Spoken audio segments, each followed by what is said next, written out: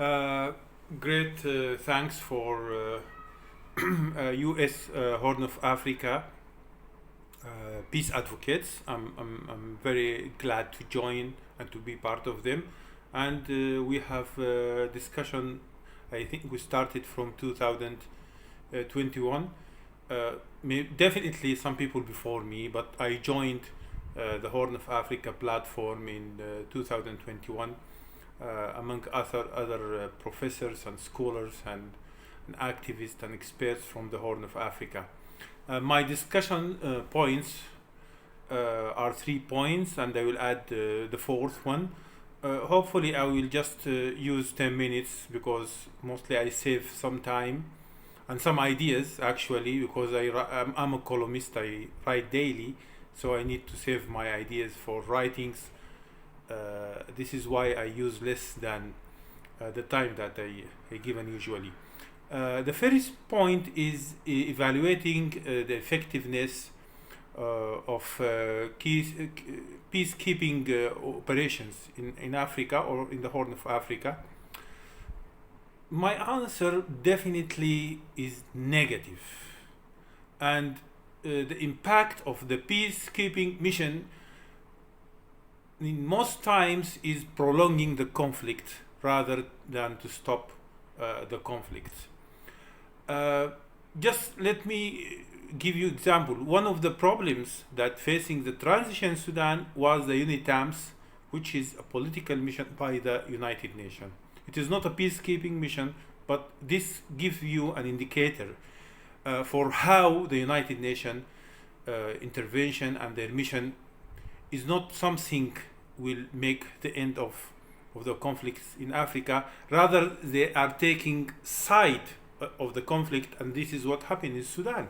The UNITAMS mission took the side of FFC and some other politicians, and finally they ended up to be closer to the RSF militia who are practicing the genocide in Darfur. And then its mandate was terminated in the United Nations Security Council. So the umbrella of United Nations intervention is justified mainly by humanitarian situation. But look here, I just give you one evidence in what is going now in Sudan. They are talking about humanitarian access. They are blaming both sides, definitely.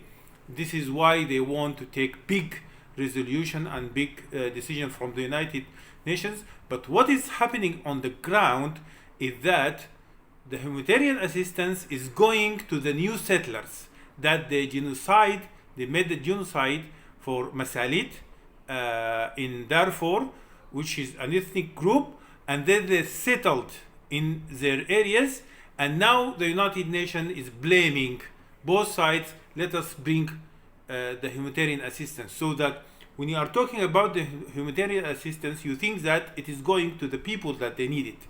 But on the ground now, the Masalit people who left Darfur to Chad are facing hunger, while the United Nations is blaming the both sides that they want an access to bring the humanitarian assistance.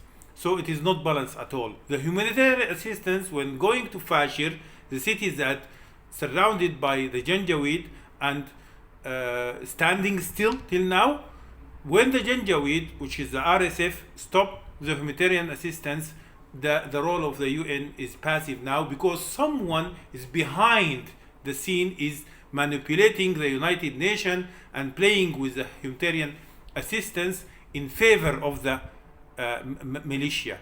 Because if you have money, as one of the diplomats of the United States said to a minister in Sudan, we cannot be against United Arab Emirates because it is strong with its money, and that was published and not denied by the special envoy to Sudan, Mr. Tom Perello.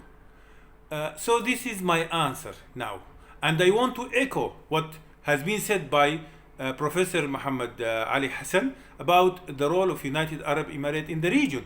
Now we are facing that in the region. Now Sudanese people are killed with US weapons that supplied to United Arab Emirates one day, but shipped to Sudan in favor of the militia, Rapid Support Forces, the Janjaweed. So this is what's happening. Did I say that? No. The Journal Street, the New York Times, the Guardian, the United Nations reports. This has been said even in the Congress. What they have done, they just sent a request to the President of the Emirate, United Arab Emirates. This is why Sudanese people now are dying. The second point, the role of the international power in the regional security. Here I want just, I was glad to join Ambassador Tibur Naji because I just want to give an example for the DRC. At that time I was in Washington DC serving Embassy of Sudan as a media counselor, but my career was connected with Africa and Africa media for 25 years. So I was following what is going on in the DRC. People are going to the election, but the Europe want to stop the election. The Democrats and the Liberals, they want to stop the election. It was the fairest election in the DRC. But one of the things that the pragmatic approach that achieved by the Department of State at that time, and Tibur Naji was ambassador and the head of the Department of Africa, was to support the election, and then we have finally the first elected government in the DRC after its independence. What's happening now is that there is a military coup is done by US citizens who are dual citizens, activists in the United States. Instead of bringing more democracy to the DRC, they came to make a military coup. So this is could give us a clearer picture of the role of the international powers in the regional security. The third point is exploring regional solution to avert further conflicts. Okay, definitely it's a big topic. It needs a webinar or more than that, or conference. But the name of the group, which is US Horn of Africa, I think we need more dialogue between Horn of Africa and the people of the Horn of Africa and the experts of the Horn of Africa and the United States. We need things just like what we are doing now. Because the things that I want to say it here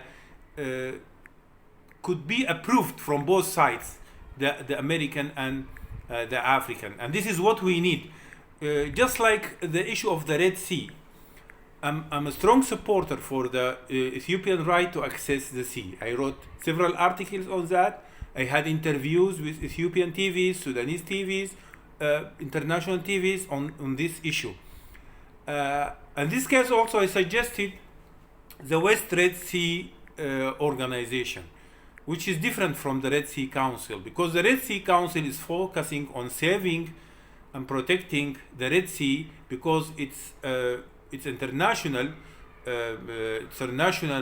place for trade and shipping the oil for rich oil countries. But the Red Sea organization, my concept is to have the landlocked countries with you in the organization for the all of the west of the Red Sea. Because when you go to the east of the Red Sea, there is no landlocked country. But here you have Ethiopia, South Sudan, Uganda, Burundi, Rwanda, and part of the Congo of the DRC. It has an access, but it's far from that.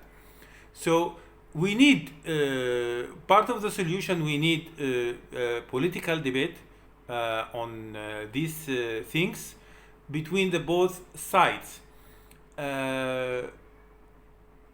Here, for me, I think also I just want to not to miss some points that, as example, when Ambassador David Sheen talked about the integration between African or Horn of Africa countries, and that will bring peace. It is correct, but what is the role of the United States in that? How do you talk about integration and economic integration, and now still United States is punishing Ethiopia on the AGWA issue, and they extended the sanctions.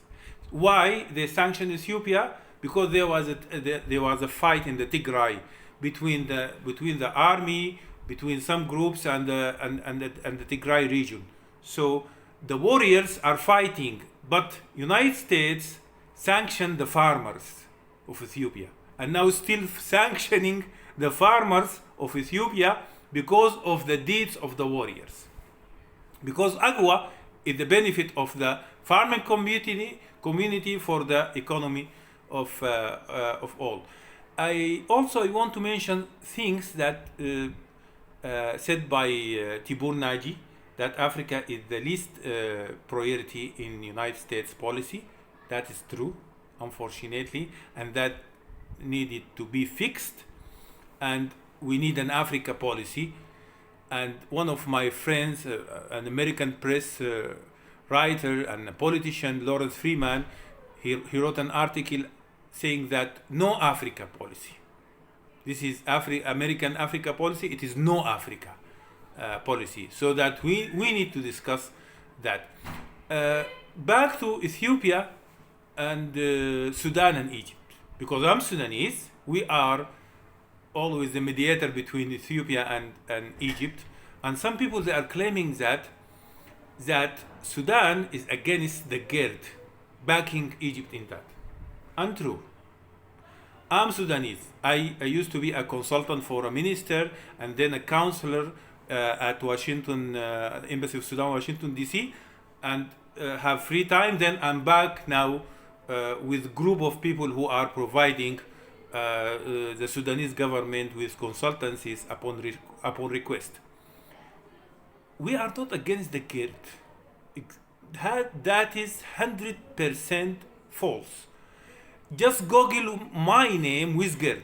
You will find tens of articles supporting GERD. We built Marawi Dam. How we can build a dam and then saying that Ethiopia should not build a dam? That is wrong. But the role of Sudan is always to try to mediate between Ethiopia and Egypt. One of the speakers, I need to get his name really, because he said a very important thing, that Egypt is not a strategic enemy for Ethiopia. Okay, is there any war between Egypt and Ethiopia? Yes, that was happened before 150 years. How much people died in that war? 4,000 to 8,000. Okay, what about the war between France and Germany? 500,000 died. 500,000 died from both sides, and now they are the strongest. They have the strongest economic alliance on earth, the European Union. So that you don't have a war with Egypt. That happened before 150 years. You have border clashes with Sudan. How many died? 50. Only 50. So that you are talking about things that happening 150 years ago. You are talking about things that happened just with 50. The human soul is something valuable, but I am compared with Europe that they lost 500,000 in a war, and now they are economic friends. I'm very thankful for this opportunity. I just want again to appreciate this forum, joining this excellent group, the people of the Horn of Africa, and our two guests from United States, Ambassador Tibur Naji and Ambassador David Sheen. I know him in the time of the Atlantic Council. He was part of the efforts that lifted the sanction, from economic sanction from Sudan, the Sudan Task Force, and also it happened in the time of Tibur Naji when he was the head of Africa desk and Assistant Secretary of State in the United States. And thank you. And I have a minute. I want to donate this minute for Professor Muhammad Ali Hassan, because he told us the truth about who is the evil actor in the Horn of Africa. And thank you. Thank you so much, Mr. Mekki ELMOGRABI. That was